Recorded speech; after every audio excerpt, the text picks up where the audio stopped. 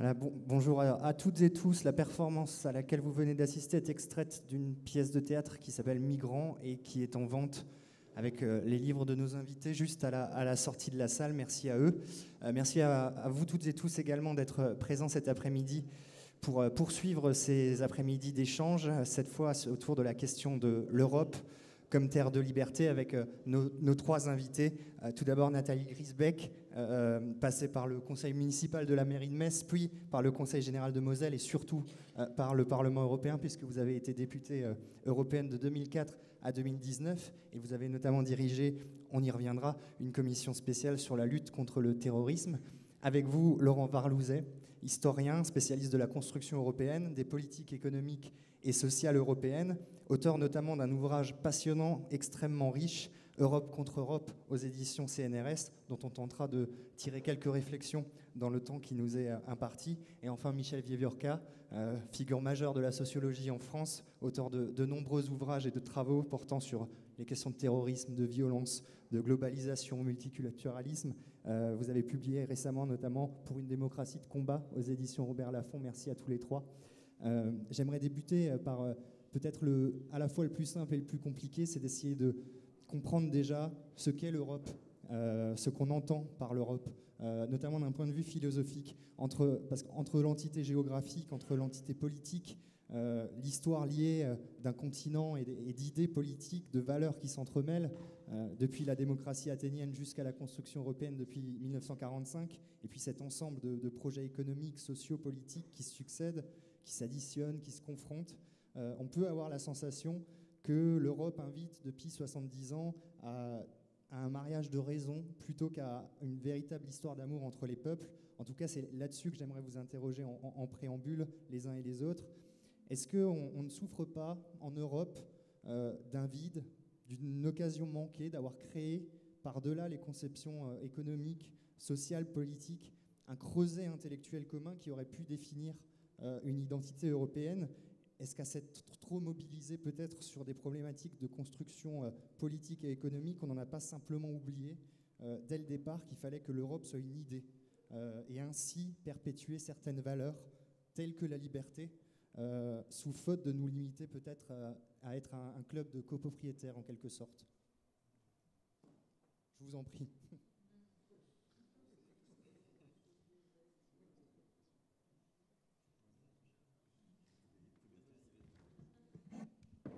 Bien se lancer. Hein. Bonjour à tous. Je voudrais vous dire, je suis très heureux d'être à Thionville. C'est une ville où je suis beaucoup venu. Quelqu'un ici s'en souviendra, à la fin des années 70, au début des années 80, pour étudier la conscience ouvrière, le mouvement syndical. Et donc, j'ai plein de beaux souvenirs. Donc, je voulais le dire en guise de remerciement. Alors, pour me préparer à cette rencontre, j'ai ressorti dans ma bibliothèque un vieux bouquin d'un très grand historien qui s'appelait Lucien Febvre, qui était le fondateur de ce que les historiens appellent l'école des annales, une certaine façon de faire de l'histoire. Il a fait un livre où, plus exactement, on a rassemblé les cours qu'il avait fait au Collège de France sur l'Europe. On est juste après la Seconde Guerre mondiale, et il commence ce livre de façon assez tonitruante en disant, ce sera le début de ma réponse, l'Europe, c'est une civilisation. Ne me parlez pas de géographie, n'essayez pas de me dire où ça commence et où ça s'arrête, est-ce que c'est l'Oural, pourquoi l'Oural? Non, c'est une civilisation. Et il a une phrase extraordinaire, je la cite de mémoire, j'ai le bouquin en dessous de moi, mais en gros la phrase c'est « L'Europe est née au moment où l'Empire romain a croulé ».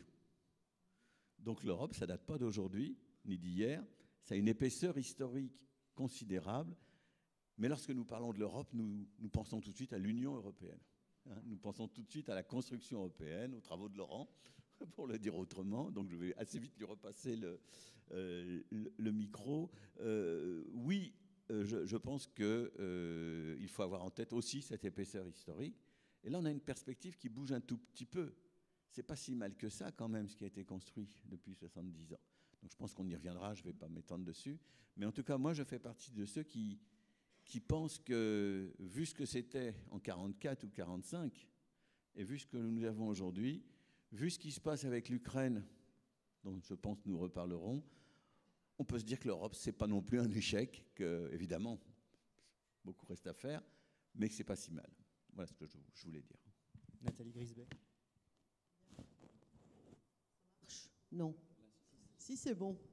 Eh bien, à mon tour de remercier la ville et les artisans du Festival Polythéâtre, cette première édition qui constitue un moment passionnant, enthousiasmant pour notre territoire, d'accueillir toutes ces personnalités et surtout les citoyens pour débattre de l'Europe ou de débattre de la liberté en général, qui est un sujet, qui sont des sujets brûlants. Et pour rebondir sur les propos de Michel, auxquels je souscris tout à fait, à la fois sur l'Europe, c'est pas seulement une géographie, encore que je trouve que la géographie est un destin. Après avoir entendu les jeunes là, on pourrait méditer sur cette notion de géographie comme destin, parce que nous, ici, sur les terres de Schuman, accueillir ce débat, il a été député de cette circonscription ici, sur les terres de l'un des pères fondateurs. Moi, j'ai l'Europe pour horizon. L'Europe avec, vous avez introduit sur histoire d'amour ou pas histoire d'amour. Est-ce que vous connaissez des histoires d'amour tranquilles, sereines, où il ne se passe rien? C'est pas de l'amour. Donc le fait d'avoir des hauts et des bas, c'est l'une des marques de fabrique de l'Union européenne, cette fois, pour là aussi rebondir sur votre propos. Et nous sommes dans une période particulièrement difficile, de montagne russe, on va dire, mais l'Europe, elle se construit. Et j'aime beaucoup l'intitulé que vous avez choisi pour notre atelier, enfin notre table ronde de cet après-midi. Vous n'avez pas choisi de dire est-ce que l'Europe est un espace de liberté, point d'interrogation, ou est-ce que c'est un système institutionnel de liberté. Il a été écrit une terre de liberté. J'aime beaucoup cette expression, elle me plaît bien, parce qu'une terre, ça se bichonne, ça, on sème, on élague, on taille, on amaudit, je ne sais plus très bien quels sont les termes, on l'abîme, etc. On l'a fait vivre. Et l'Europe, la liberté en Europe, eh bien, c'est comme un jardin. C'est une exigence, c'est quelque chose qui se construit, c'est quelque chose qui est en mouvement. Et là, ça rejoint aussi votre propos de l'Empire romain aujourd'hui. C'est quelque chose de vivant. Et c'est ce qui, pour moi, est quelque chose comme une audace prudente que celle des pères fondateurs, notamment de Schuman, justement en tenant compte de ce que les jeunes ont dit dans la scène à l'instant, que après avoir vu les échecs des suites de la Première Guerre mondiale, qui ont abouti au fascisme, au nazisme et à toutes les horreurs du XXe siècle à travers la Shoah, l'Holocauste, etc., de la Seconde Guerre mondiale, ces pères fondateurs, ils ont décidé de ne pas tout faire d'un coup. Ils ont décidé, avec une extrême modestie, de faire pas à pas des choses. Et ils n'ont pas dit « on va faire ça et c'est immuable, c'est figé, c'est fixe, c'est terminé ». En fait, la balle est dans le camp de chacun d'entre nous, quelle que soit l'époque qui est la sienne, quel que soit le territoire où il vit aujourd'hui dans ce continent, malgré tout quand même de liberté, eh bien chacun doit apporter sa pierre à la construction. Ça n'est pas une construction immuable et fixe, c'est une construction qui bouge.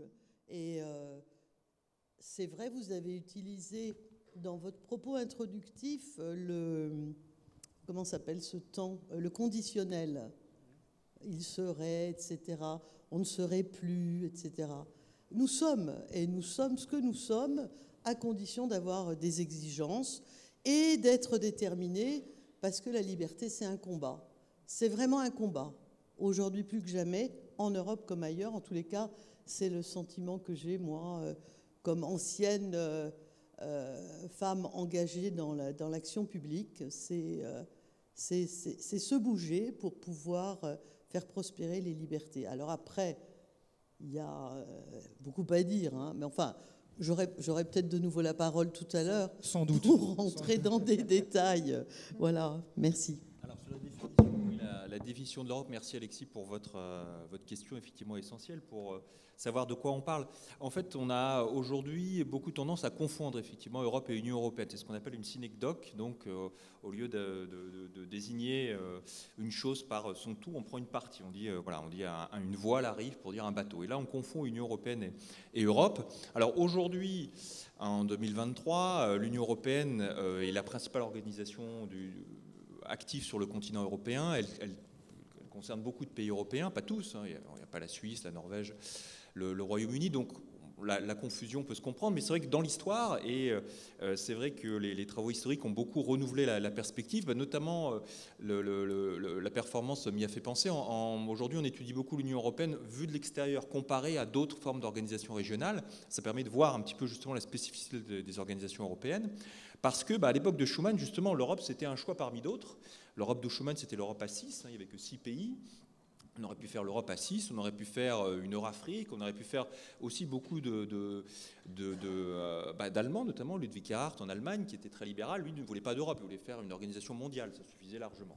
Donc on aurait très bien pu ne pas avoir d'Europe, il y avait plusieurs types d'Europe. Lorsque Lucien Febvre, pourquoi parlait-il sans doute de civilisation européenne? Parce qu'à l'époque, en 44, 45, 46, la France se projetait déjà dans son empire. Donc finalement, l'Algérie était peut-être plus française que, disons, l'Ukraine, par exemple.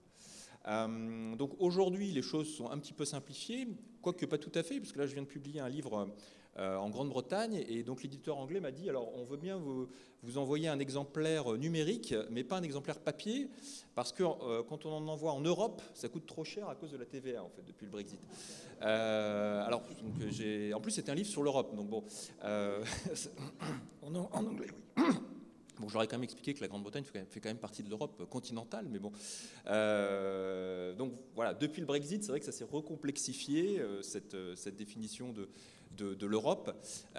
Disons que, bon, en tout cas, voilà, je pense qu'on s'entend pour parler d'Europe au sens construction européenne, même si on est bien conscient de toutes les limites de cette appellation. Nathalie Griesbeck, vous avez rappelé que, comme dans toute histoire d'amour, donc il y a des hauts et des bas. Dans l'histoire de notamment l'Union européenne, on sort, en tout cas c'est ma sensation, de 40 années pendant lesquelles on nous a expliqué que c'était la fin de l'histoire. Francis Fukuyama, évidemment, la disparition du tragique, c'était le triomphe du modèle démocratique occidental, un moule dans lequel s'est aussi fondée l'Union européenne pendant des décennies. Et pourtant, les attaques terroristes qui ont frappé successivement différents pays d'Europe ces dernières années, puis le surgissement de la guerre à nos portes en Ukraine il y a un an, nous ont rappelé que finalement le tragique était tout de même encore toujours très proche. Vous avez été élu au Parlement européen pendant 15 ans, vous y avez notamment présidé, je l'ai dit, une commission spéciale sur la question du terrorisme. Est-ce qu'en tant que responsable politique et donc partie prenante et intégrante de cette construction européenne, vous avez pu parfois avoir cette sensation que les politiques et les élites européennes seraient en quelque sorte sorties de l'histoire, auraient considéré à tort ou trop rapidement, peu importe, que l'idée du marché unique, que l'idée de la toute-puissante économie serait synonyme absolu de paix et in fine de liberté?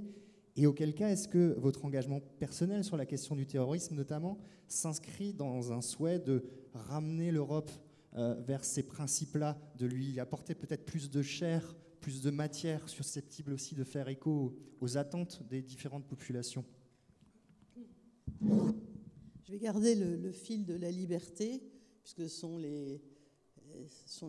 c'est le socle, en fait, de la naissance de l'Union européenne, les libertés. Alors effectivement, comme vous le dites à juste titre, pendant une longue période, l'Union européenne est apparue comme un mécanisme de protection des consommateurs, un système de perfectionnement d'un espace économique, de prospérité, pendant des années de prospérité. Et au moment où est survenu le World Trade Center, qui s'inscrivait dans déjà peut-être des signes et des menaces. Auparavant, le World Trade Center aux États-Unis en 2001, en septembre 2001, il y a eu une prise de conscience progressive mais très progressive dans l'Union européenne, que parmi les libertés, il y avait celle de la sécurité des Européens. Progressivement, avec comme socle, et c'est ça toute l'ambiguïté ou tout le paradoxe des libertés, parce que les accords de Schengen et la liberté de circulation, c'est quelque chose de fondamental pour les Européens, mais à partir du moment où les problématiques de sécurité sont apparues auprès de 1,5 milliard de citoyens européens que constituait alors l'Europe, avec nos amis pas très fidèles que sont les Britanniques à l'époque, eh bien, cette idée de sécurité a commencé à germer.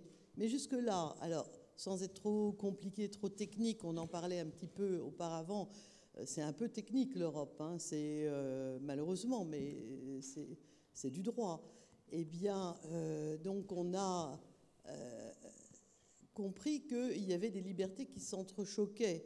Le fait de pouvoir circuler librement en Europe et de passer les frontières extérieures, évidemment, ça nécessitait de prendre conscience que les fauteurs de troubles, les terroristes,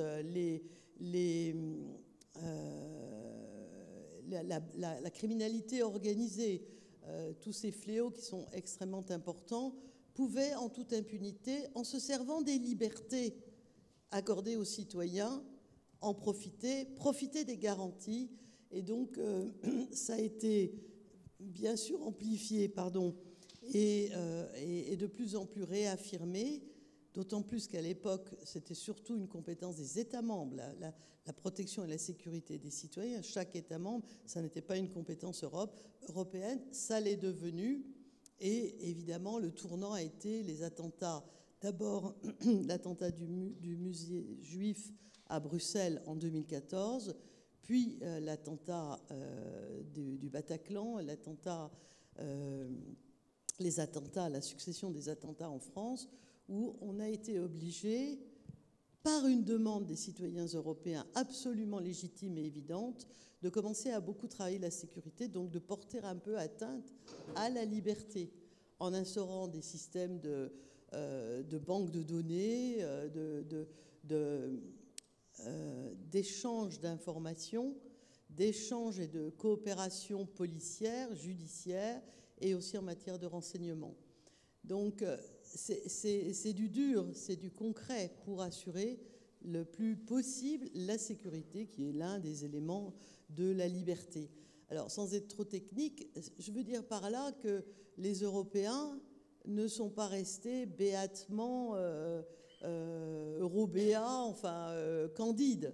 Il a fallu prendre à bras-le-corps des domaines qui étaient aussi très compliqués. On ne va pas entrer dans toutes les positions différentes des États membres, qui avaient du mal à lâcher, par exemple, des éléments sur le renseignement, puisque donc on était 28 États membres, maintenant nous ne sommes plus que 27, mais il y a beaucoup de gens qui sont à la porte et qui voudraient rentrer dans cette Union européenne que vous utilisez avec le conditionnel.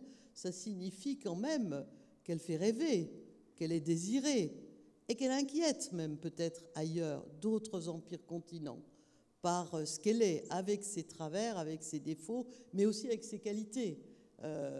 Donc on a pris le taureau par les cornes et on a essayé de faire avancer. Mais je conclurai par cela sur cette question de la lutte contre le terrorisme.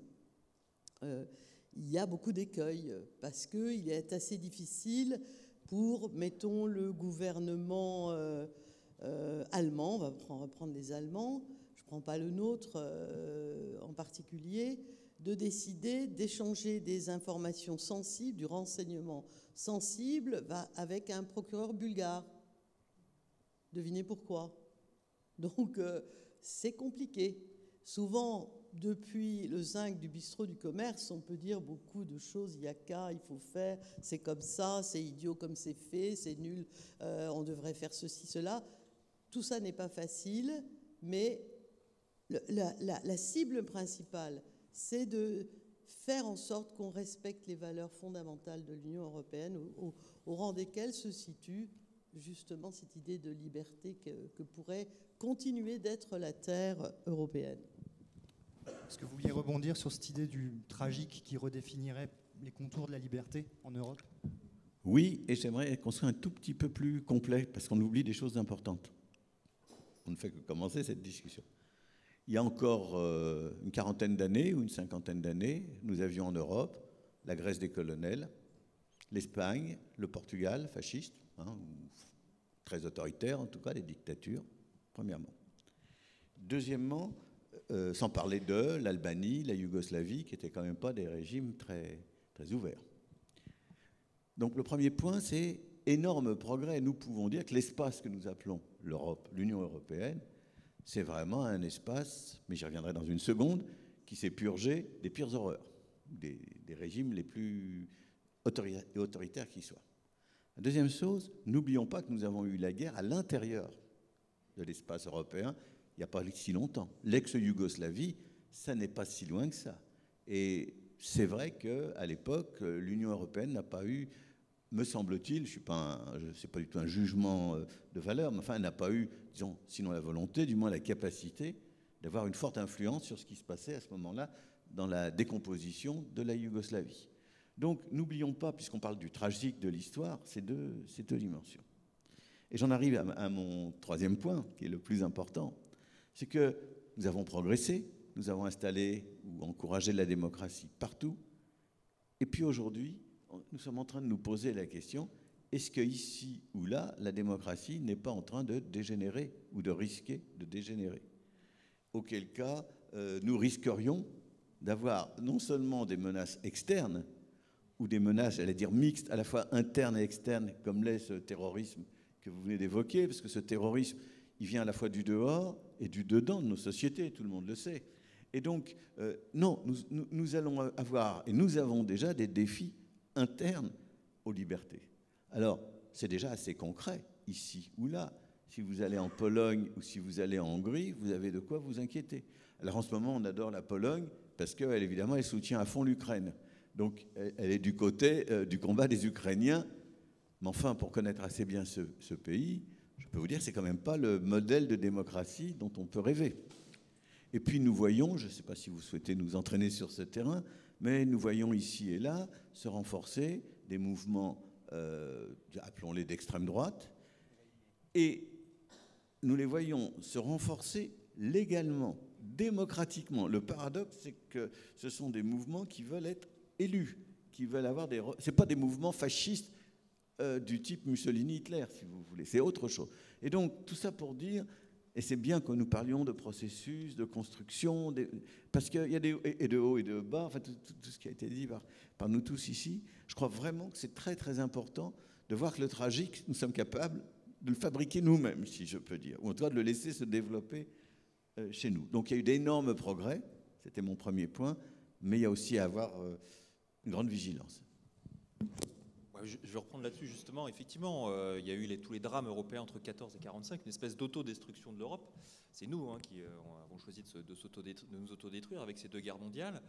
Et donc après la construction européenne, même si, comme vous l'avez dit, l'idée européenne au sens moderne d'une réunion pacifique et volontaire des peuples, elle date effectivement de 1918-1919.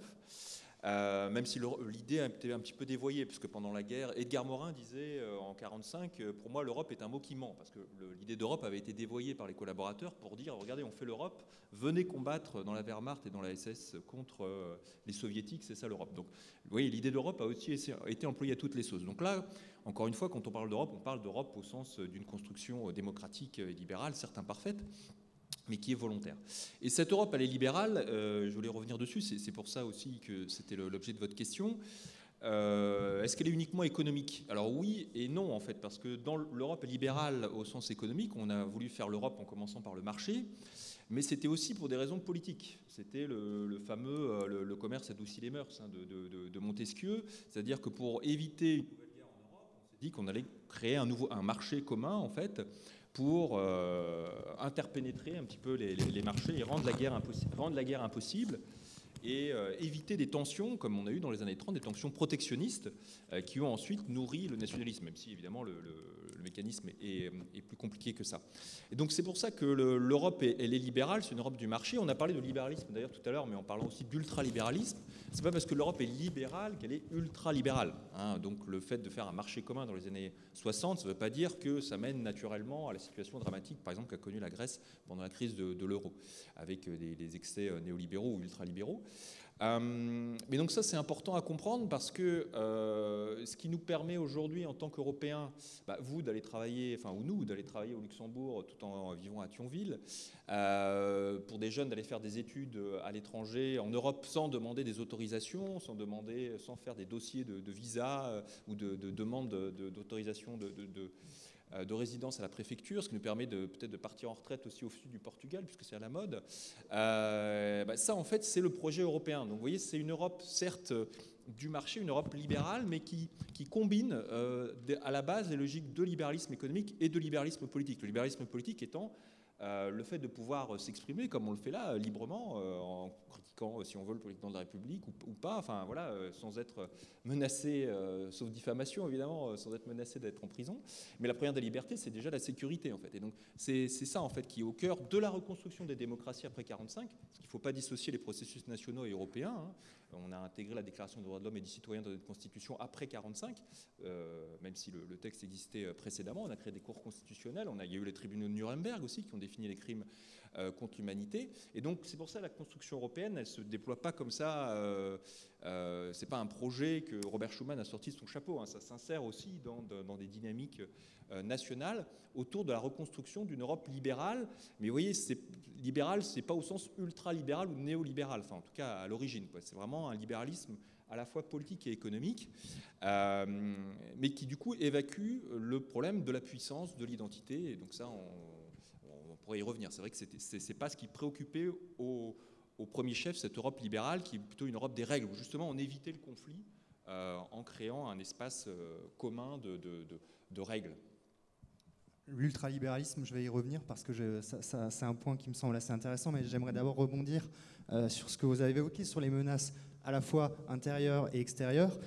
Évidemment, il y a cette guerre en Ukraine qui, d'une certaine manière, signe symboliquement ou de manière concrète une forme de retour des impérialismes, la démonstration de force des grandes puissances qui s'opposent, Russie, États-Unis, également la puissance émergente chinoise, et puis prise en étau un petit peu le territoire européen avec une Union européenne, ça Nathalie Griesbeck, vous pourrez peut-être répondre à ça, mais qui est parfois accusée presque de finalement déléguer ses pouvoirs à l'OTAN et aux États-Unis. Mais est-ce que Michel Viavorka, vous craignez que la perspective pour les peuples européens de voir leur sécurité menacée par le spectre de ces guerres qui opposeraient les grandes puissances pourrait infuser dans les esprits des citoyens, et que cette peur de finalement devenir une sorte de variable d'ajustement de futurs grands conflits idéologiques voire militaires pourrait mener les peuples européens à promouvoir des politiques qui seraient restrictives en termes de liberté individuelle, comme une forme de réflexe protectionniste d'une certaine manière? Bon, il y a plusieurs choses à dire, mais la première, c'est que le terrorisme, la guerre, les grandes menaces, ça fabrique toujours des demandes de protection et ça fabrique toujours des risques de restriction de liberté. Pour des raisons faciles à comprendre. Si vous êtes aux affaires, si vous êtes chef de gouvernement, votre première responsabilité, c'est la sécurité des citoyens. Et vous avez le sentiment que le Parlement vous fait perdre du temps, que la justice met en avant des demandes qui vont protéger peut-être des gens qui méritent d'être protégés, mais qui vont aussi protéger des terroristes, etc. Alors aux États-Unis, c'est très connu, ça avait donné le Patriot Act. Après les attentats que Nathalie a évoqués, le Patriot Act, c'est-à-dire en gros des restrictions à beaucoup de libertés. Je ne rentre pas dans le détail, sans parler de Guantanamo et ce genre de choses. Donc, la réponse à votre question, oui, c'est évident, et non seulement ça renforce donc les côtés les plus inquiétants des demandes de sécurité, mais ça les renforce sur un mode nationaliste ou souverainiste. C'est-à-dire qu'on se dit, est-ce que l'Europe sera capable de mettre en place tout ce qu'il faut pour bien nous protéger? Évidemment pas. Donc que chaque État fasse au mieux et défende ses propres intérêts en matière de sécurité. Donc ça, c'est le premier danger. Et puis il y a un deuxième danger qui est beaucoup plus géopolitique à mes yeux. C'est à qui est-ce que je vais faire confiance au niveau supranational pour assurer ma sécurité face à ces grandes menaces de conflits mondiaux et ce genre de choses qui sont quand même un petit peu dans l'air. Eh bien, certains vous diront, aux États-Unis, c'est pas l'Europe. Comme je vous disais tout à l'heure, je connais bien la Pologne. Je peux vous dire que les Polonais que j'ai pu fréquenter, en toute amitié, sont souvent des gens qui font bien plus confiance aux États-Unis qu'à l'Europe pour assurer leur protection. Et quand on voit tel ou tel pays acheter des armes américaines, je fais des lapsus révélateurs, acheter des armes américaines plutôt que de mettre en œuvre une politique d'armement européenne, on va un peu dans ce sens. Donc le deuxième problème, c'est est-ce qu'il peut exister une sorte de souveraineté européenne dans laquelle les États se reconnaîtraient de façon suffisamment nette pour dire notre sécurité, nous la prenons en charge au niveau européen nous-mêmes. Voilà au moins les deux grands problèmes qu'on peut évoquer. Vous connaissez l'adage avoir le beurre et l'argent du beurre et la fermière en plus, ou je sais plus, le sourire de la fermière en plus. C'est parfois la situation en Europe. Michel parle beaucoup des Polonais, mais il y a les Hongrois, il y a maintenant depuis quelques semaines les Slovènes, les Italiens, il y a les Grecs qui font aussi, qui s'arrangent aussi un petit peu avec leurs engagements. C'est-à-dire, une fois qu'on a décidé d'appartenir à cet espace, on a des droits et des obligations. Simplement, on a quelques-uns autour de la table qui veulent les droits et qui ensuite utilisent et brandissent leur souveraineté nationale pour dire « Ah non, stop, là, on s'arrête, on ne va pas plus loin et on fait notre petit frichti entre nous et on ne veut pas savoir quelles sont ou quelles ont été les obligations auxquelles on a souscrit. » Alors, c'est ce que vous disiez, c'est compliqué parce que c'est à nouveau un combat. Moi, j'ai été longtemps membre de la Commission des libertés, des affaires intérieures et de la justice. Il y a toute une série de mécanismes qui essaient d'endiguer cette espèce de recul de la démocratie et donc des libertés. Je simplifie parce que sinon il nous faudrait quand même un semestre entier pour discuter de la relation entre les libertés et la démocratie, et qui vont s'ingénier à rogner la démocratie en brandissant leur souveraineté nationale, type M. Orban ou les gouvernants polonais. Mais c'est grignoté petit à petit. Donc il faut s'en occuper comme le lait sur le feu en permanence. La semaine dernière, des députés européens étaient en visite en Grèce et ils se sont aperçus dans ce qui constitue une espèce de système de sauvegarde permanent, de vigilance permanent sur l'état de droit.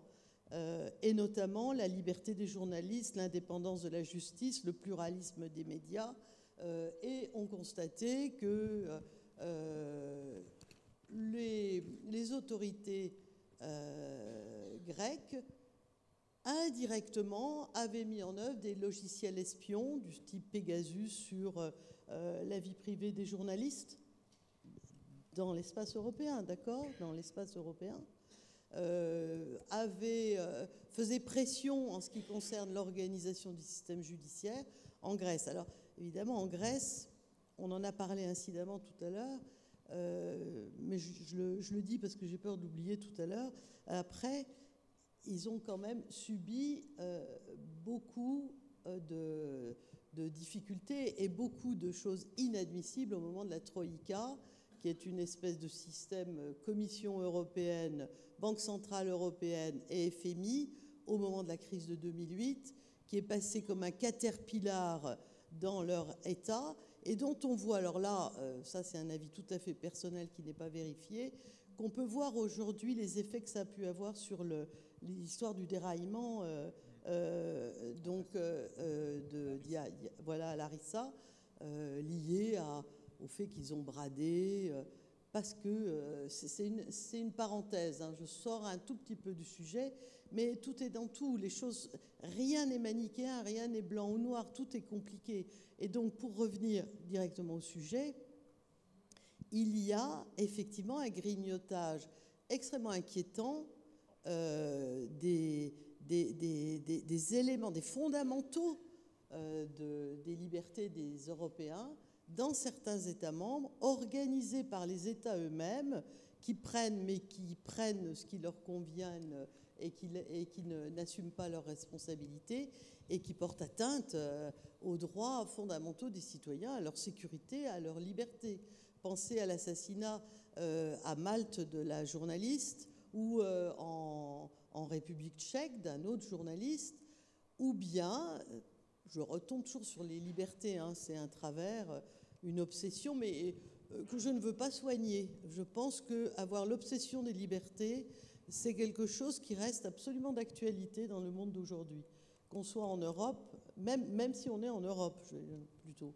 Et donc, tous ces éléments nécessitent un combat. En Hongrie, vous avez parlé à l'instant de la défense. Actuellement, c'est un rapporteur, non, en Pologne, pardon, c'est un rapporteur polonais qui s'occupe du dossier sur la défense, sur l'achat d'armement. Et ce rapporteur a décidé, en bravant d'ailleurs les principes donc des traités, d'aller acheter dans le monde entier les armements. C'est pas comme ça qu'on va avancer pour avoir une défense européenne.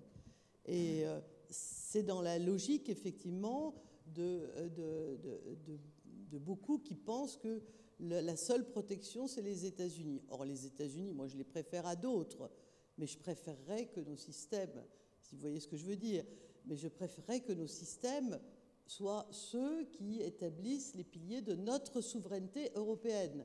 Nous n'avons que trop tardé à nous occuper de notre système de défense européenne. Alors, il n'est jamais trop tard. C'est en route, ça se met en route, mais quand on confie à un rapporteur polonais le soin, d'ailleurs, ça serait sanctionné par la Cour de justice, parce que l'argent européen doit quand même un peu servir à être utilisé dans l'espace européen. Donc, vous avez sous-entendu les populismes et ce sont des éléments qui, à l'intérieur, grignotent sérieusement ce que nous sommes. Et donc, il faut s'en occuper. Il faut s'en occuper avec détermination et remettre sans cesse l'ouvrage sur le métier par rapport aux libertés. Alors, il existe des mécanismes, hein, mais on ne va peut-être pas rentrer dans l'article 7, l'article 7, paragraphe 1, paragraphe 2, sur, si peut-être je vais quand même le dire, il existe des mécanismes de protection et de sauvegarde. C'est un mécanisme de sanction par rapport à des violations persistantes et claires du socle, de la matrice qui nous rassemble, nous les Européens, avec nos différences, mais auxquelles on a tous souscrit. Et quand les Hongrois ou les Polonais ne veulent pas respecter l'indépendance de la justice ou font à leur façon en termes de pluralisme des médias, eh bien, on peut conditionner l'aide des Européens au respect de ces principes. Même si, et là j'arrête parce que je suis vraiment trop longue, même si il faut quand même regarder aussi la poutre qu'on peut avoir dans l'œil. Nous, en France, du point de vue de nos libertés, nous avons quand même des médias, C8, CNews, Paris Match, le JDD, etc., qui sont concentrés entre les mains d'un, voire, enfin, de deux, voire de une personne. Et donc, interrogeons-nous sur la liberté formelle et la liberté réelle. Est-ce que sur ces chaînes, il est paraît-il interdit maintenant de dire extrême droite, on doit dire droite nationale. Sinon, on va voir dans un autre pays si on peut devenir journaliste. Je suis provocatrice un peu. J'étais un peu longue, mais pour dire qu'il faut quand même se regarder aussi nous. Hein. On n'est pas parfait. Alors sur voilà, l'Europe puissance, parce que votre question y est invitée, Alexis, est-ce que l'Europe peut devenir une puissance? Pourquoi n'y a-t-il pas de souveraineté européenne? Et puis un mot sur les Polonais quand même, qui sont toujours attaqués, les pauvres Polonais. Oui, mais bon, moi je connais plus les Polonais. Mon nom, Varlouz, vient du nord de la France et j'ai travaillé un peu sur les mines de charbon dans le nord. Et chez nous, il y a beaucoup de mineurs polonais, en fait, qui après sont devenus français. Bon, pourquoi? Parce qu'en 1919, quand la Pologne a été recréée, la Pologne qui avait été envahie par l'Allemagne, la Russie et l'Autriche-Hongrie, nous, la France, on les a tout de suite soutenus, évidemment, pour faire alliance contre les Allemands. Donc on a fait un traité avec eux et on a encouragé les Polonais à venir en France travailler parce qu'on avait un déficit de naissance. On avait perdu 1 400 000 morts, on avait qu'un 1 400 000 morts pendant la Première Guerre mondiale. On était le pays qui, en proportion, avait le plus souffert pendant la Première Guerre mondiale, à part la Serbie, je crois, en proportion de la population. On était alliés avec la Pologne. Bon, on avait aussi un traité de défense. 1939, déclaration de guerre. J'ai vu d'ailleurs que là, au Beffroi, il y avait eu une inauguration en août 39, juste avant la guerre. Là, donc voilà, nous, en France, tout allait bien. On appelait ça la drôle de guerre entre septembre 39 et mai 40, quand les Allemands ont attaqué. Donc c'est vrai que c'était très drôle. Pendant ce temps-là, la Pologne s'est fait envahir par l'Allemagne nazie et par l'Union soviétique. Donc les Polonais, aujourd'hui, en 2022-2023, ils se disent, bon, que vaut la garantie française par rapport à ces événements tragiques de 1939-1940 ? Alors on peut le dire que c'est bien loin, mais c'est depuis cette période-là, 39-40, que la France n'est plus l'une des plus grandes puissances du monde. On reste une puissance moyenne, mais on est derrière les puissances de tête, donc États-Unis, URSS en premier, même si le général de Gaulle, par la magie du verbe, a réussi à nous faire passer du camp des vainqueurs, du camp des vaincus au camp des vainqueurs. Et le général de Gaulle, justement, c'est le premier qui s'est interrogé sur cette Europe puissance. Donc dans mon livre, je me demande pourquoi on a créé cette Europe du marché, cette Europe libérale, dans toutes ses dimensions, mais on n'a pas créé d'Europe puissance. Le général de Gaulle voulait créer une Europe puissance. Bon. Et c'est le premier d'ailleurs à s'être interrogé sur l'identité européenne, dans les plans Fouché de 60, 61, 62. Alors ça n'a pas fonctionné parce que justement, vous le disiez, il faut voir la poutre qui est dans notre œil. Les voisins de nos voisins voyaient bien que ce que le général de Gaulle voulait faire, c'était pas tellement une Europe. Alors lui, il appelait ça l'Europe européenne contre l'Europe atlantique. C'était plutôt, il y avait des caricatures de dessinateurs allemands, anglais qui étaient très, très marrantes pour ça. C'était plutôt une Europe française. C'est-à-dire de dire, bah voilà, nous on définit les priorités, puis vous nous suivez derrière. Et aujourd'hui, on n'en est plus tout à fait là, mais il y a quand même toujours cette question. Et la question fondamentale, c'est peut-on mourir pour cette Europe puissance? Nous, en France, c'est ça qui fonde la puissance. C'est la volonté de, pas simplement de respecter des règles, mais d'imposer sa volonté à des autres, y compris en faisant mourir nos jeunes militaires.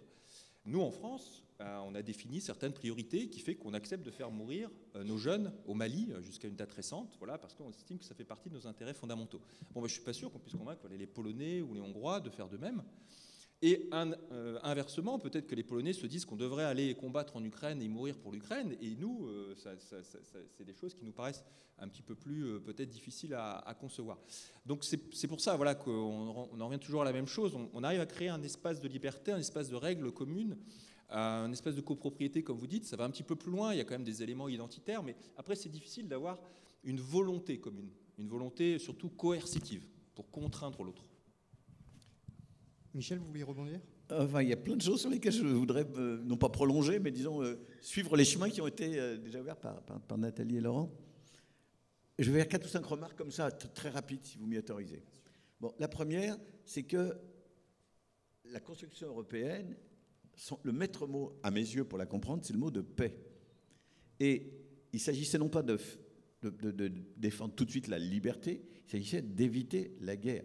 Et quand a été créée la première expression de l'Europe, qui a été la CECA, Communauté européenne du charbon et de l'acier. Le raisonnement de Schuman et autres, c'était on prend les grandes industries qui servent à faire la guerre et on les européanise en quelque sorte. Ça évitera qu'on fabrique des armes avec du charbon et de l'acier national en quelque sorte. Donc je crois que le point de départ, c'est ça. Et ensuite, il y a eu quand même l'échec de la Communauté européenne de défense. Il faut en dire un mot. On n'a pas voulu à l'époque, moi je ne suis pas assez compétent, mais peut-être que Nathalie ou Laurent pourront en dire plus, mais on a voulu à un certain moment avoir une communauté européenne de défense, la CED, je crois que ça s'appelait, et puis ça ne s'est pas fait. Et aujourd'hui, on se repose la question. Donc c'est une idée, comment dire, qui revient, et qui revient par la force des choses. La deuxième remarque que je voudrais faire, c'est que parmi les libertés, je dois dire un mot des libertés académiques. Parce que je suis universitaire, je ne suis pas le seul ici, et je pense que si l'université n'est pas libre, pour faire sa recherche, pour produire des connaissances, pour diffuser des connaissances, c'est très grave. Or, les libertés académiques aujourd'hui sont menacées en Europe, avant tout en Hongrie, mais pas seulement. J'ai des amis qui s'occupaient d'une très très belle institution de recherche et d'enseignement supérieur à Budapest, qui a été obligée de déménager à Vienne, tellement les pressions anti-liberté du gouvernement hongrois, y compris avec un bon zeste, une bonne dose même d'antisémitisme, rendaient la vie impossible. Donc je crois que les libertés académiques font partie du paysage que nous devons avoir en tête. Et même en France, on a eu le sentiment à certains moments qu'il y avait des petits problèmes. Il faut regarder chez soi aussi. Bon, je ne rentre pas dans le détail. La troisième chose que je voudrais dire, je préfère mettre des choses sur la table. La troisième chose que je voudrais dire, c'est que nous n'avons pas encore beaucoup parlé de religion. Et c'est quand même des sujets compliqués. Et en fait, nous n'avons pas, comme nous avons parlé beaucoup de l'Europe, mais nous n'avons pas donné une définition claire de ce que chacun d'entre nous peut entendre par liberté. Mais il y a en particulier le thème de la liberté de conscience, des libertés religieuses et des problèmes qui se posent. Regardez l'affaire des caricatures. C'est une affaire d'abord européenne. Ça commence au Danemark. Et ça nous arrive en France et dans d'autres pays ensuite. Donc je ne rentre pas dans le détail, mais c'est pour dire, si nous réfléchissons à Europe et liberté, nous devons nous poser la question, qu'est-ce que c'est que défendre les libertés en matière religieuse? Que faisons-nous de ces problèmes de blasphème? Que faisons-nous de ces problèmes de laïcité, etc., qui sont des problèmes que les Français appellent comme ça, mais qui existent sous d'autres vocabulaires ailleurs. Et puis, écoutez, non, voilà, c'est ça. Je m'en tiendrai là pour l'instant, mais je pense vraiment que nous ne pouvons pas ne pas parler des libertés religieuses, de la religion, quand nous parlons de la construction européenne.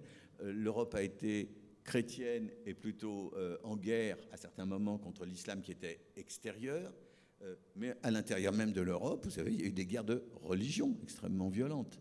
Bon, entre chrétiens, les protestants, les catholiques, par exemple. Et donc, je crois aussi que nous devons réfléchir au fait qu'aujourd'hui l'islam est dans l'Europe et pas simplement à l'extérieur de l'Europe, et que ça pose aussi des questions de liberté de conscience, voilà, pour compliquer un peu le paysage. Laurent Varlouzet, j'aimerais parler maintenant justement de l'ultralibéralisme. Alors dans votre livre, vous développez 3 visions de l'Europe. En propos liminaire, vous pouvez peut-être le détailler entre l'Europe du marché, l'Europe des solidarités actives et puis ce que vous appelez le néo-mercantilisme.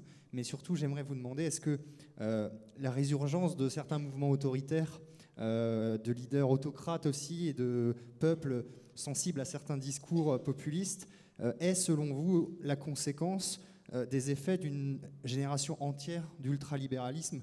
Est-ce que le populisme peut être interprété comme un mouvement inspiré par cette opposition au tout liberté en quelque sorte et au mot de l'ultralibéralisme et qui se manifesterait par exemple, qui s'incarnerait de manière très concrète dans ces derniers temps dans la critique qui est faite aux ultra-riches qui sont assimilés comme les bénéficiaires d'une idéologie qui place le marché et l'individualisme comme valeur ultime au-delà de la société, au-delà de l'État.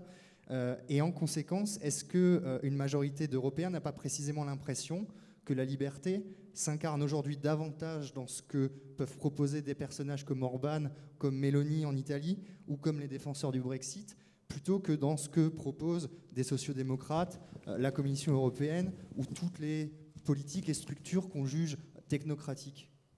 Alors il y a 2 choses, il y a des aspects, je dirais, européens au sens large, on revient toujours à la définition, européen au sens pas forcément Union européenne, puis après d'un autre côté il y a les dynamiques propres à l'Union européenne. Donc les populismes, bon, moi j'aime pas trop le terme, mais disons le développement de visions illibérales, Orban lui-même a théorisé l'illibéralisme, c'est-à-dire que vous avez la démocratie mais vous n'avez pas la liberté. Parce que, comme tu l'as dit, Michel, voilà, le débat, le pluralisme, ça fait perdre du temps, c'est pénible, bon, ça ne sert à rien. Il vaut mieux avoir la démocratie, les gens votent pour un chef et après le chef décide de tout. Bon. Donc ça, c'est l'illibéralisme. Le nativisme aussi, des préoccupations plus nationales, plus recentrées. Donc ça a beaucoup de causes que vous avez identifiées. Effectivement, il y a les inégalités, ça Thomas Piketty l'a documenté. Bon, on peut parler aussi, je ne sais pas, peut-être une explication technicienne avec des réseaux sociaux non régulés. Il y a beaucoup d'explications en fait. Et il y a aussi l'ultralibéralisme ou le néolibéralisme. Mais c'est une des raisons. Et donc l'Union européenne dans tout ça a joué un rôle par exemple la crise grecque, voilà, qui a été mal gérée, qui avait une expression d'ultralibéralisme, de néolibéralisme mal gérée. Mais alors moi ce que je dis dans le livre, voilà, c'est que d'un côté on a ces trois Europes, l'Europe libérale, solidaire et puissance. Et l'Europe libérale, vous voyez, à l'origine, voilà, le marché du commun de charbon et de l'acier, le marché commun, on est dans un contexte très peu libre-échangiste par rapport à aujourd'hui, ça n'avait rien à voir. La mondialisation était beaucoup moins puissante. Donc, quand on disait créer un marché commun, c'était dans un espace où il y avait déjà relativement peu d'échanges. Donc, c'était du libéralisme au sens classique, hein, où on associait libéralisme économique et politique. Donc, il y a eu des dérives ultralibérales, notamment peut-être à l'apogée, c'était la commission Barroso. Et en même temps, on a eu des tentatives de solidarité. Alors en France, on a beaucoup parlé d'Europe sociale, hein. Mitterrand parlait d'un espace social européen, Jospin aussi d'un traité social. Ça ne s'est pas tellement matérialisé tel que nous, on l'aurait voulu. Donc on a peu de lois sociales européennes. Bon, il y en a quelques-unes hein, d'ailleurs et qui pourraient nous être utiles. En 2017, je rappelle toujours à mes étudiants, vous aviez eu un candidat qui était un des favoris de l'édition, qui voulait supprimer la référence au temps de travail. C'était François Fillon, qui avant ses affaires était favori. Et là, du coup, l'une des lois européennes qui limite le temps de travail à 48 heures, que nous, en France, on trouve un peu ridicule, aurait été utile peut-être pour corriger certains excès. Bon, le candidat Fillon se référait explicitement à Margaret Thatcher à l'époque, hein, qui était très critique envers cet embryon de législation sociale européenne. Donc, l'idée que je développe dans le livre, c'est qu'il y a pas vraiment d'Europe sociale à la française, mais quand même une Europe solidaire qui existe, justement avec des transferts de fonds vers ces pays dont on parle, la Pologne, la Hongrie, et puis aussi pendant le Covid avec la distribution de vaccins en commun. Donc, il n'y a pas d'État-providence européen, mais il y a des éléments de solidarité qui existent aussi avec, on pourrait parler d'Erasmus, enfin d'autres éléments. Et puis il n'y a pas d'Europe puissance pour les raisons que j'ai évoquées tout à l'heure. Et donc du coup, cette crise de la démocratie, elle est issue de ces excès ultralibéraux, néolibéraux, qui se sont manifestés par l'Union européenne, mais qui se sont manifestés aussi au niveau des États. Le Royaume-Uni n'était pas dans la zone euro, et le Royaume-Uni a mené une politique extraordinairement aussi néolibérale, ultralibérale, austéritaire, dont on voit les résultats aujourd'hui dans le NHS, dans la crise du National Health Service, avec des temps d'attente énormes pour se faire guérir. Donc oui, l'Union européenne est en partie responsable de ça, mais l'Union européenne, c'est aussi l'expression du consensus des États de l'époque, enfin d'un consensus difficile à obtenir, hein, et d'évolution nationale. Donc et en même temps, elle est plurielle. Voilà, cette Union européenne, comme nos États eux-mêmes sont pluriels. Donc il y a cette dynamique ultralibérale qui joue un rôle dans le populisme et qui n'est pas, je dirais, unique et qui n'est pas uniquement propre à l'Union européenne. D'ailleurs, si on regarde les sondages, par exemple, on dit toujours, voilà, les gens n'aiment pas l'Union européenne, et des sondages comme ça régulièrement sur le taux de confiance que vous avez dans les institutions. Donc l'armée, l'école, on a confiance. Bon, les partis politiques, on n'a pas du tout confiance. Et puis, on n'a pas trop confiance dans les institutions nationales et dans les institutions européennes. Mais le niveau est à peu près le même, en fait. Donc la crise, les critiques qu'on fait en le compte des institutions européennes, bien souvent, on les fait aussi en le compte des institutions nationales. Est-ce que l'un ou l'autre souhaitait rebondir ? C'est juste pour apporter un petit élément complémentaire. Effectivement, on n'a pas rappelé comment ça fonctionne l'Union européenne. Laurent vient d'expliquer que finalement, l'adhésion des gens, elle est à peu près équivalente et quasiment en dessous de zéro pour tout, que ce soit national, européen ou autre. Oui, je simplifie. Oui. Donc, peut-être qu'il faut rappeler comment ça fonctionne, les institutions. Nous, les Européens, maintenant, on n'est plus que 440 millions. C'est encore pas mal quand même. C'est plus que les États-Unis. Hein. Si on prenait conscience qu'en profitant de ces différences qu'il vient de souligner, c'est une richesse d'être différent. C'est fantastique. Si on en prenait conscience et qu'on arrivait à cimenter les grandes lignes de ce qu'on veut pour se protéger, pour progresser, pour faire vivre les libertés et combattre les endroits où elles sont bafouées, on franchirait des étapes, puisqu'on est dans un petit village maintenant. Le monde, il est globalisé. Donc, comment ça fonctionne ? Nous, les Européens, on est représentés au Parlement européen, qui est au passage, je le rappelle, parce que j'en ai fait plusieurs j'y étais pour plusieurs mandats, élu au suffrage universel direct à la proportionnelle. Donc toutes les sensibilités, moi quand j'y étais, il y avait Monsieur Mélenchon, alors je mets là, mais en fait il était là, quand on regarde l'hémicycle, et Madame Marine Le Pen. Il était présent d'ailleurs, je ne vais pas ratcher comme on dit ici, je ne les ai jamais vus dans une seule commission parlementaire. Or, ils étaient dans la même que moi. Jamais pendant tout un mandat. Mais tous les Français les connaissent. Hein. Et les Français ne connaissent pas du tout ceux qui travaillent. Ils connaissent ceux qui sont sur les plateaux télé. Donc, c'est le suffrage universel direct à la proportionnelle. J'ai envie de dire, qu'est-ce que le peuple demande? Ça veut dire qu'on est représenté dans toutes les sensibilités politiques, les Français, au Parlement européen. Et il n'y a pas de majorité. Hein. Ça vous dit quelque chose, puisqu'on parle beaucoup de majorité relative. Il n'y a pas de 49-3. Hein. Il n'y a pas de majorité toute faite. Et donc, elle se fabrique au moment du vote. Quand on rentre dans l'hémicycle et qu'on vote, à ce moment-là, on voit qui gagne sur l'amendement, qui gagne sur... Quel est le résultat. Ensuite, il y a ce qu'on pourrait appeler comme une seconde chambre, entre guillemets, ce n'est pas le bon terme, le Conseil des États. Tous les États sont représentés. Ils sont représentés ensuite dans tous les sommets et ensuite dans toutes les réunions. Quand on parle de problèmes des ministres de l'Intérieur, ils se réunissent sur la sécurité, etc. Et puis, il y a la fameuse commission qui, elle, depuis le traité de Lisbonne, qui a été très, très décrié, et moi, comme parlementaire, je regrette qu'on n'ait pas tenu compte des référendums. C'est une erreur politique qui a été commise, parce que le traité de Lisbonne, il a finalement été mis en musique indépendamment de la réponse des citoyens européens. Bon, là, le vin est tiré, n'en parlons plus, c'est fait, mais ça a donné des pouvoirs très importants de co-législateur au Parlement européen, c'est-à-dire de possibilité de discuter vraiment le bout de gras avec la Commission et avec le Conseil. Donc en fait, les Français, par exemple, on est dans les 3 choses les plus importantes. Je ne parle pas de la Cour de justice de l'Union européenne, qui est un peu la clé de voûte du système, et puis la Banque centrale européenne. Je pense que vous êtes d'accord avec ce que je raconte. Donc, sinon, j'ai des arguments. Hein, j'ai des arguments. Parce que je suis aussi j'ai été prof aussi, hein, quand même. Donc,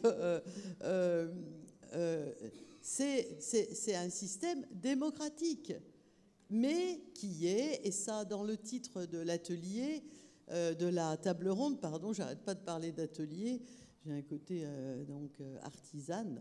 Ben voilà, j'ai oublié mon idée. Zut.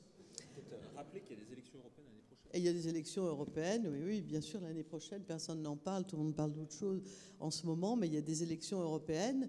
Et donc, ce qui ressort de nos législations est lié à la représentation qu'on envoie et aux gouvernants qui représentent la France autour des tables européennes.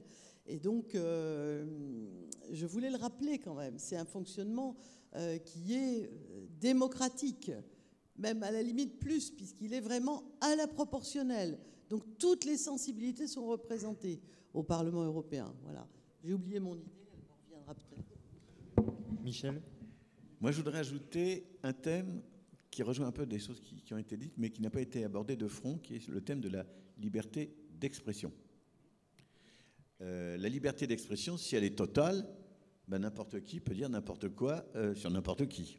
Et donc, ça peut prendre la forme de la haine, du racisme. Les pires horreurs peuvent circuler. Et donc, le problème devient, comment fait-on pour que la liberté d'expression soit maximale sans pour autant qu'elle puisse déraper ou dériver vers des choses inacceptables? Donc, il faut de la régulation. Donc, est-ce que l'Europe peut être l'espace de cette régulation? Et là, je voudrais faire preuve d'optimisme. Je m'explique. Si je prends le cas de la France, la loi sur la presse, 1881, je crois, on a régulé la presse pour que si je dis dans un journal des insanités sur quelqu'un, eh ben cette personne peut aussitôt demander un droit de réponse. Et puis, il y a toute une justice qui interdit à la presse de déraper. La CNIL, s'occupe, c'est une sorte de gendarme qui s'occupe, je ne sais plus ce que ça veut dire exactement, mais informatique et liberté, voilà. Donc surveille que tout ce qui renvoie au numérique, disons à l'informatique, là aussi soit parfaitement prudent dès qu'il s'agit en particulier du droit individuel de chacun de nous à sa vie privée et à des informations sur ses propres données. Mais aujourd'hui, et c'est pour ça que l'Europe est très importante, aujourd'hui ces questions sont mondiales. Si aujourd'hui vous envoyez un texto, je ne sais quoi, par votre téléphone via un réseau qui est lié à Google ou à Facebook, ou etc., ça sera aussitôt dans des réseaux que vous ne maîtrisez pas du tout, ce sera mondial. Et donc la question devient comment réguler ce qui ne peut plus être seulement régulé à l'échelle nationale, la CNIL, la loi de la presse, comment réguler, par exemple, Facebook, Google, Twitter, etc., qui s'arrogent le droit de décider eux-mêmes de ce qu'il faudrait ou pas réguler. Et c'est là où je veux défendre l'Europe. Je suis assez au courant de ce que fait Jean-Marie Cavada, qu'il a fait à Bruxelles, enfin au Parlement européen, mais qu'il continue à faire aujourd'hui à l'échelle européenne en créant un institut. Je crois vraiment que l'Europe peut être l'espace où se construisent des politiques imposant des formes de régulation mondiale, en particulier aux États-Unis, que les États nationaux, à eux seuls, n'ont pas la force de mettre en place, ou les moyens de mettre en place. Donc je voulais dire que la liberté d'expression, à mon sens, doit être régulée, et que le combat pour sa régulation dans un monde numérique ne peut être que européen. Nathalie. Est-ce que je peux juste rebondir ? Vous êtes plus enthousiaste que moi. Moi, je suis plus inquiète que vous. Effectivement, l'espace européen est peut-être de meilleur aloi, entre guillemets, que l'espace national pour réguler, mais c'est comme souvent dans le droit public, des conflits de liberté. Ce qui se passe sur les réseaux, où il y a le meilleur, mais souvent aussi le pire, est protégé par une forme de liberté de communication, de liberté d'expression absolue, de communication. Et donc, c'est peut-être candide d'imaginer qu'on va réussir dans ce conflit de liberté, à réussir à trouver des solutions qui soient respectueuses de tous. Je prends un exemple. Moi, j'ai beaucoup travaillé sur la lutte contre la pédopornographie et les réseaux de traite d'êtres humains, notamment des enfants, sur le net. C'est absolument épouvantablement dégueulasse ce qui se passe sur le net dans ce domaine. Mais c'est très, très compliqué à gérer parce qu'on va interdire, on va donc cristalliser des espaces, et donc on va porter atteinte, non pas on traque les pédos, la pédopornographie, qui est horrible, mais en le faisant, on risque de tuer une mouche avec un canon aussi, en termes de liberté d'expression, liberté d'opinion. C'est très compliqué parce que on porte atteinte à des droits fondamentaux aussi sur le net. Je ne sais pas si je suis claire, mais c'est compliqué. Vous êtes plus enthousiaste que moi là-dessus. J'essaie d'être, si je peux répondre, j'essaie d'être enthousiaste, et je me dis que parmi les responsables de la circulation de toutes sortes de choses, il y a ce qu'on appelle les GAFAM, c'est-à-dire Google, Facebook, etc. Et je me dis que l'Union européenne a quand même plus les moyens de négocier avec eux, de leur demander d'accepter, de réguler d'une certaine façon. Eux, ils se considèrent comme apportant uniquement des tuyaux. Ils disent, nous, on est des tuyaux, le contenu, c'est pas notre affaire, donc ne nous cassez pas les pieds avec ce qui circule dans les tuyaux. C'est comme si il y avait de l'eau empoisonnée qui arrive dans votre lavabo et que les plombiers qui ont mis en place toute la tuyauterie disent, ça, c'est pas notre affaire, c'est l'affaire du fournisseur d'eau. Oui, sauf que en l'occurrence, c'est quand même aussi un peu leur affaire. Et donc, ce que je pense, c'est que l'Union européenne a la capacité de négocier, d'exercer des pressions que les États eux-mêmes n'ont pas. C'était ça mon idée. Je ne dis pas que c'est facile, hein, mais je dis que ça me semble un peu plus, comment dirais-je, c'est un espoir de plus, disons, voilà, je vais le dire comme ça. Alors avant de céder la parole au public, un tout dernier point, j'aimerais rebondir sur quelque chose que vous aviez dit plus tôt sur la résurgence des mouvements d'extrême droite qui se font par les voies démocratiques aujourd'hui. Et moi j'ai la sensation surtout que c'est quelque chose d'assez nouveau. Ces mouvements d'extrême droite-là ne sont plus opposés à l'idée de coopération européenne, que c'est plus l'État-nation forcément qui prime dans leur esprit comme ça pouvait l'être encore au siècle passé, mais qui surgissent au contraire autour d'une idée de l'Europe qui leur est propre, construite et pensée comme une forme de gardienne de la civilisation européenne qu'on percevrait comme blanche et chrétienne. Est-ce que vous avez la sensation qu'il y a là, dans l'émergence de ces mouvements, l'apparition d'un nouveau puits qui leur permettrait d'étancher une forme de soif d'identité qui s'articulerait plus uniquement autour de la nation et autour de la civilisation européenne? Et le cas échéant, est-ce que c'est une conception de l'Europe qui, portée par ces discours traditionnalistes et réactionnaires, en opposition à la vieille Europe des pères fondateurs qui se voulait ouverte sur le monde, s'érige selon vous comme une forme d'État culturel contre l'État de droit et donc contre les libertés? Moi, je peux dire un mot. Là, je pensais que c'était pour Michel, en fait. C'était pour tout le monde, mais c'est pour qui le veut. Avant.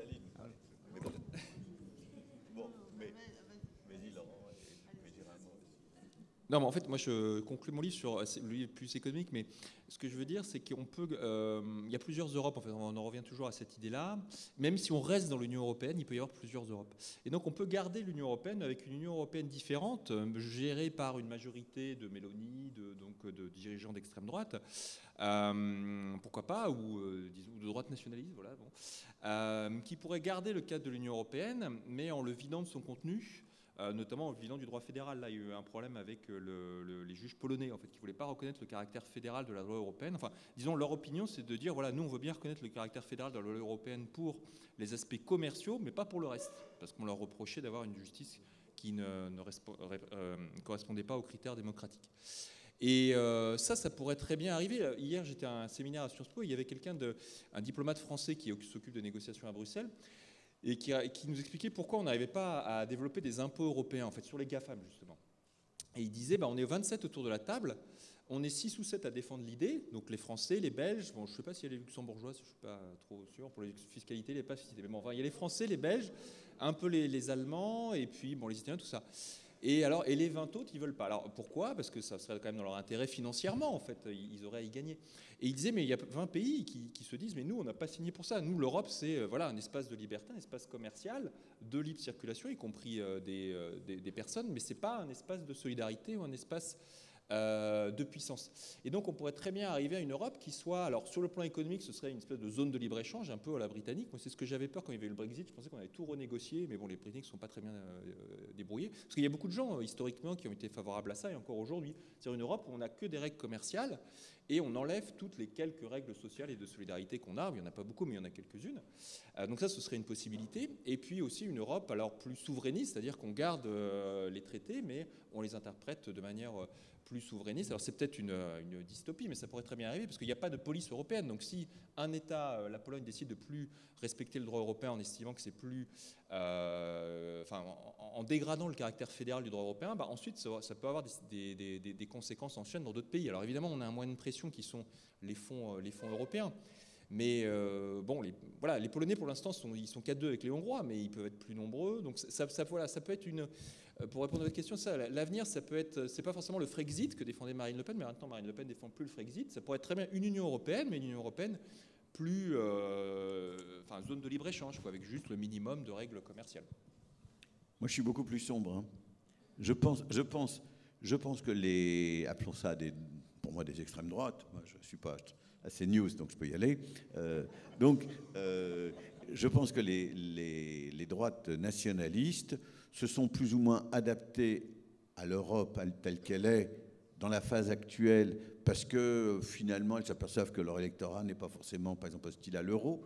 Regardez comment le discours sur l'euro a changé de ce côté-là, par exemple. Donc, mais que le jour où elles arrivent vraiment aux affaires, si ça doit se produire, et où elles deviennent majoritaires en Europe, que j'espère n'arrivera jamais, mais ce jour-là, la dynamique européenne sera cassée.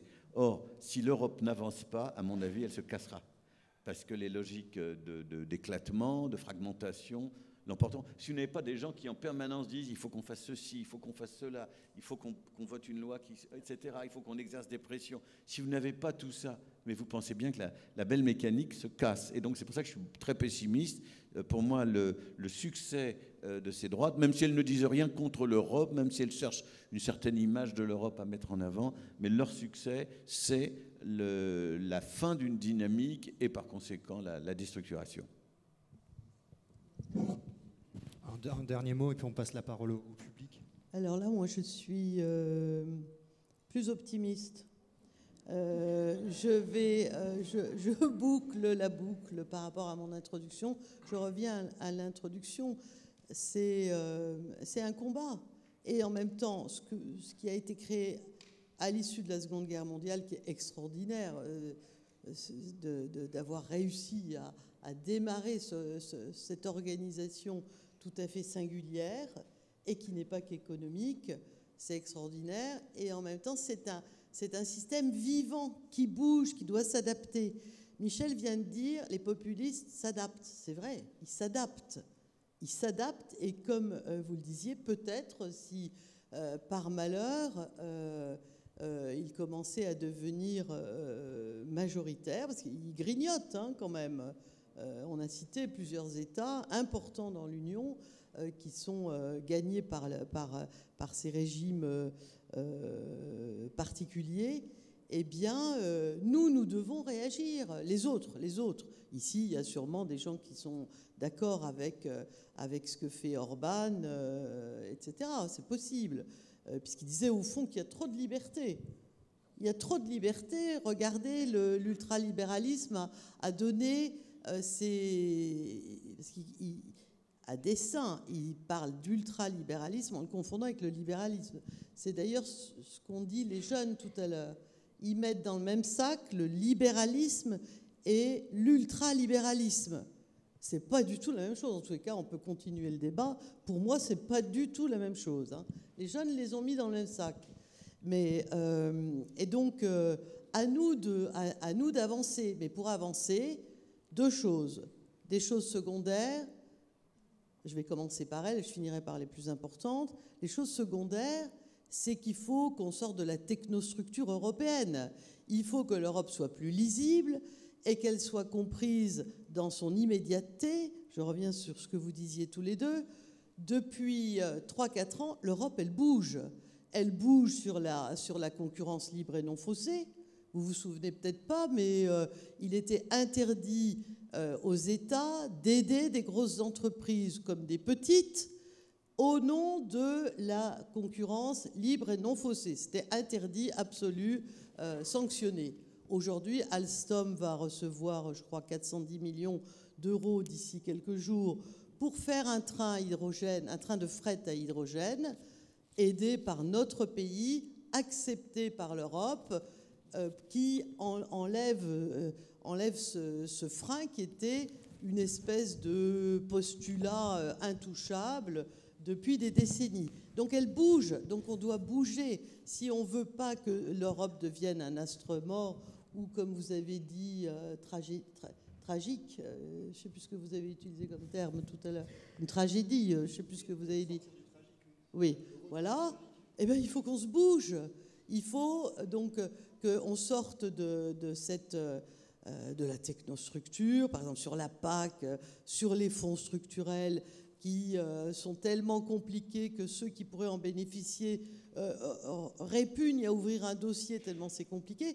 On doit la rendre lisible, facile, compréhensible et en même temps donner son actualité. Mais là, il faut avoir des médias pas phagocytés, même dans notre pays. Il faut avoir des médias qui acceptent de travailler un peu sur ce sujet pour pouvoir transmettre aux citoyens européens le fonctionnement de l'Europe. Et puis, ce qui est le plus important, et ce sera ma conclusion, l'Europe, elle doit être politique. Politique au sens noble du terme. Politique, c'est-à-dire permettre que ce soit par le biais des votes des citoyens, leur expression qui soit traduite au Parlement européen et dans le cadre des gouvernements des États membres, parce que c'est là que ça se décide. Et encore une mini-conclusion derrière ma conclusion, la France, c'est 1% de la population du monde. 1%. C'est déjà 1%. Il y a plus petit que nous. Mais c'est 1%. Donc, changement climatique, tous les grands défis, toute la production industrielle, les microprocesseurs, toutes ces choses dont on a besoin, évidemment que ce n'est pas nous tout seuls qui allons réussir à relever le défi.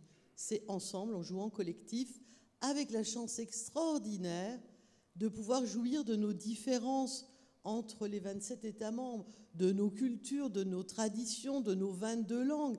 C'est quelque chose de précieux et de sui generis, comme disent les juristes, c'est-à-dire difficile, enfin d'incomparable avec d'autres systèmes. C'est du précieux ça. Et pour ça, il faut qu'elle soit politique. Voilà, je vous propose maintenant de passer la parole au public. On prendra 10 minutes supplémentaires pour compenser les 10 minutes de performance au début. Donc voilà, si vous avez des questions, n'hésitez pas, il y a un micro qui va circuler.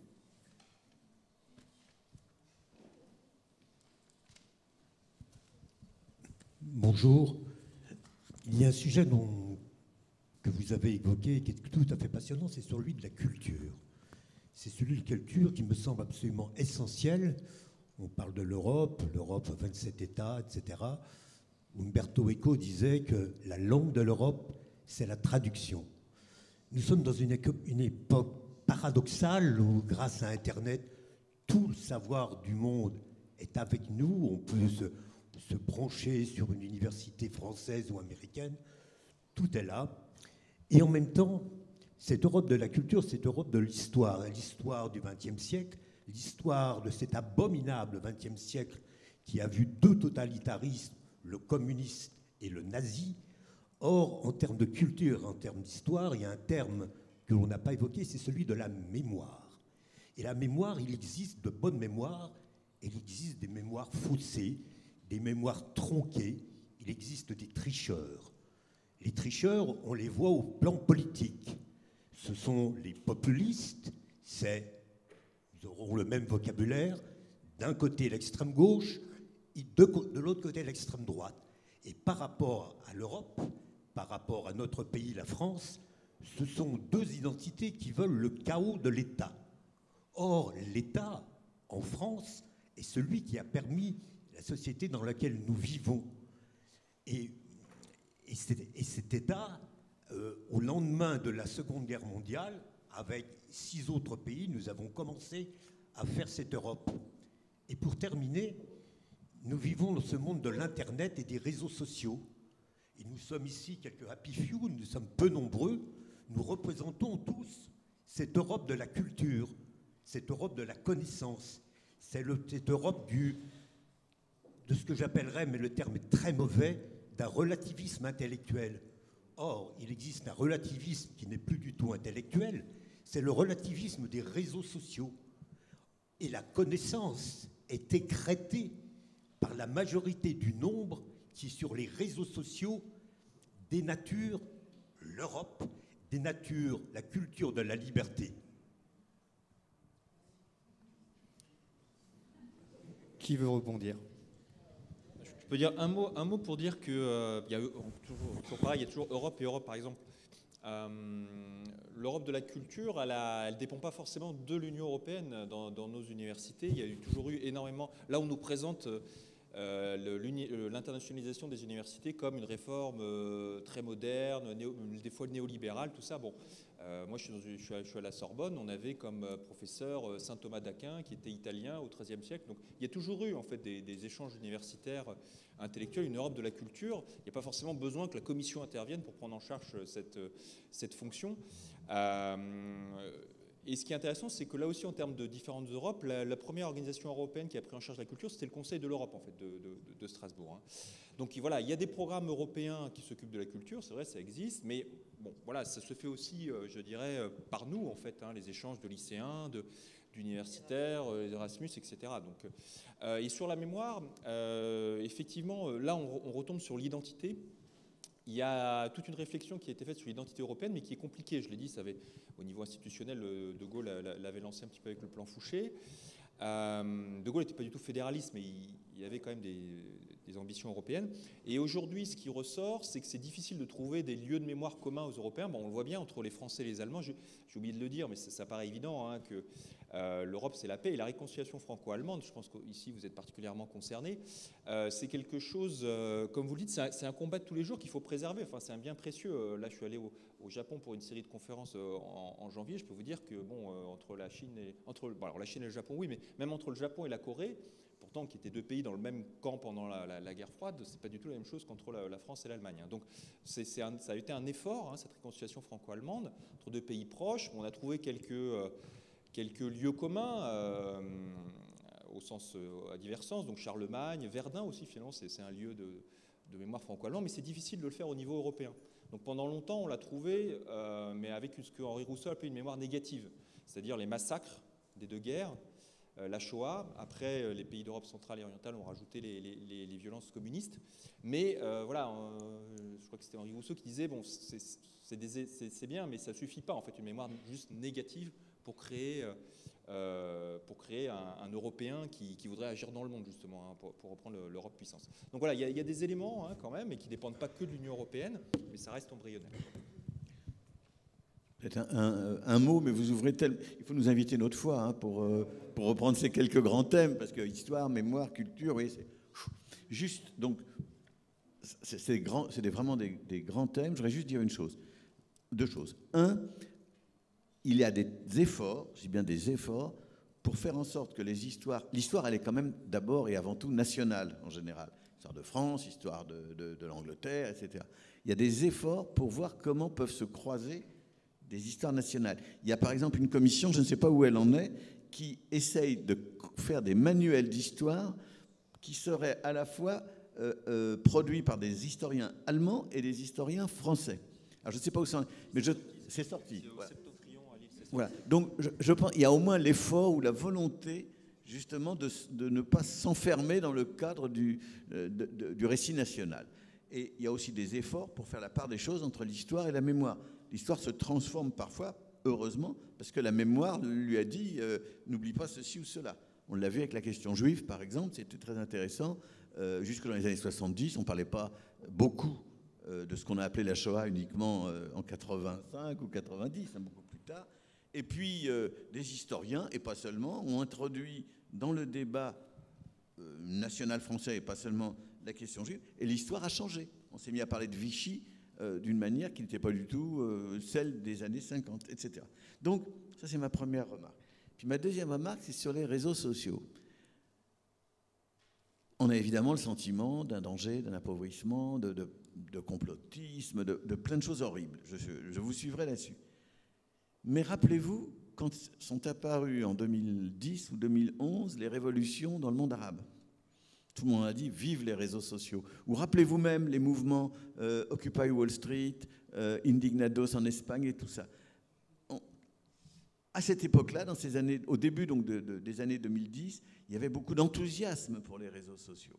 Et donc ce que je pense, c'est qu'il faut éviter d'être uniquement sur un jugement positif ou d'être uniquement sur un jugement négatif. Ça peut être le pire comme la meilleure des choses. Et donc il faut surtout faire en sorte que nos sociétés apprennent à s'en servir de manière, je ne reviens pas sur le thème de la régulation, bon, mais quand même, ça peut être très bien les réseaux sociaux, très très bien pour beaucoup de gens, mais ça peut être aussi une catastrophe, ça enferme les gens dans des silos, dans des façons de penser, etc. Mais c'est aussi la possibilité de faire des choses qu'on ne ferait pas sinon. Donc voilà, donc ma remarque, c'est juste pour vous dire, évitons l'excès et essayons de faire la part des choses, parce que sinon on serait quand même assez hypocrite. Je pense que un certain nombre d'entre nous suivront Facebook, Twitter ou que sais-je. Il faudrait fiche à la poubelle alors, si on était vraiment cohérent. Idem pour Google, on critique beaucoup Google. Enfin, c'est difficile de s'en passer. Mais il y a plein de choses que l'on voudrait voir changer. Voilà, c'est un peu ça ma remarque.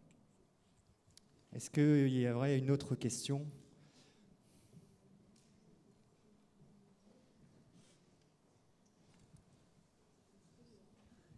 Bonjour, merci beaucoup pour ce débat vraiment passionnant. Pour revenir au thème central de cet événement qui est la liberté, est-ce que une des forces de l'Europe et de l'Union européenne n'est pas justement que nous nous posons des questions? Notre espace est un espace où nous nous posons des questions au sujet de comment est-ce que la liberté peut contribuer au bien commun et à notre épanouissement.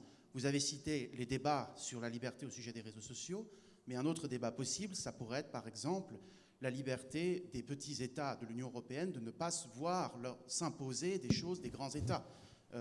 Et il ne faut pas oublier que pour de nombreux États de l'ancien bloc de l'Est, la liberté s'incarne dans la nation. On l'a vu dans les États baltes, avec la voie balte, où les 3 États baltes demandent leur indépendance et leur liberté dans les nations qui, à l'époque, étaient l'Union soviétique. Et c'est quelque chose qu'on ne voit pas vraiment dans d'autres espaces dans le monde. Aux États-Unis, la liberté est un idéal tellement haut que ça éclipse tous les débats sur les inégalités terribles qui ont dans cet État. En Chine, la liberté n'est pas vraiment une question. L'histoire chinoise, c'est une histoire d'harmonie où l'on cherche à avoir l'harmonie au-delà de la liberté. Et même dans d'autres démocraties, ce n'est pas le cas. Le Japon est une démocratie, mais c'est une société fermée, une société assez dépolitisée, et pour parler de l'histoire, une société qui ne regarde pas les atrocités qu'elle a fait dans le passé, par exemple en Corée ou en Chine. Et donc, est-ce que ce n'est pas justement cette force que l'Europe et que l'Union européenne a que nous nous posons des questions comme celle-ci? Et pour terminer mon intervention, je souhaitais citer Luc Van Middelaar dans sa conférence récente au Collège de France et sa conclusion. Tandis que l'histoire américaine classique est au fond un jeu de moralité, right contre might, la russe une chronique cynique, might contre might, et la chinoise une harmonie bien avancée, l'histoire européenne nous inculque le sens tragique de ce qu'est la politique, right contre right, la paix contre l'équité, la sécurité contre la démocratie, l'égalité contre la liberté. Nous, Européens, nous ne jouons pas pour gagner, mais pour perdre le moins possible, ce qui est déjà beaucoup. Je vous remercie.